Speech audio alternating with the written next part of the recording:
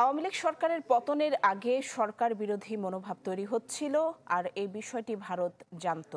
তবে এ বিষয়ে ভারতের কিছু করার ছিল না। গতকাল দেশটির পররাষ্ট্র বিষয়ক পরামর্শক সভায় এই তথ্য জানান ভারতের পররাষ্ট্রমন্ত্রী এস জয়শঙ্কর। আর এই খবরটি প্রকাশ করেছে ভারতের গণমাধ্যম দ্য হিন্দু। গেল আগস্টে ছাত্র জনতা বিক্ষোভে পতন হয় তৎকালীন আওয়ামী লীগ সরকারের। অল্প দিনের আকস্মিক এই বিপ্লবে দেশ ছেড়ে পালিয়ে যান শেখ হাসিনা। তবে সম্প্রতি সামনে এসেছে এ ঘটনা আগে থেকেই জানত আওয়ামী লীগের অন্যতম মিত্র দেশ ভারত। দেশটির পররাষ্ট্র বিষয়ক পরামর্শক সভায় এই তথ্য জানান পররাষ্ট্রমন্ত্রী এস জয়শঙ্কর। শনিবার স্থানীয় গণমাধ্যম দ্য হিন্দুর প্রতিবেদনে উঠে এসেছে এ তথ্য।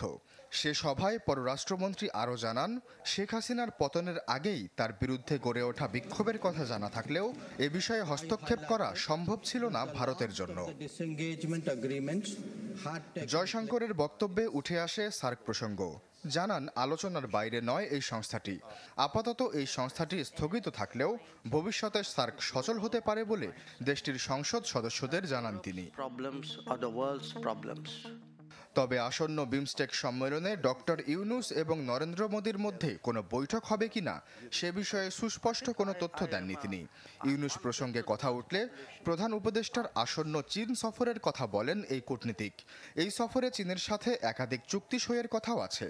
এ বিষয়ে জয়শঙ্কর বলেন, চীনের সাথে শত্রুতা নেই ভারতের, তবে দেশটিকে প্রতিদ্বন্দ্বী হিসেবে দেখছে দিল্লি।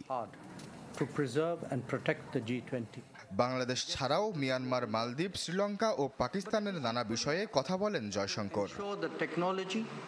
আশ্বাস চৌধুরী, চ্যানেল 24।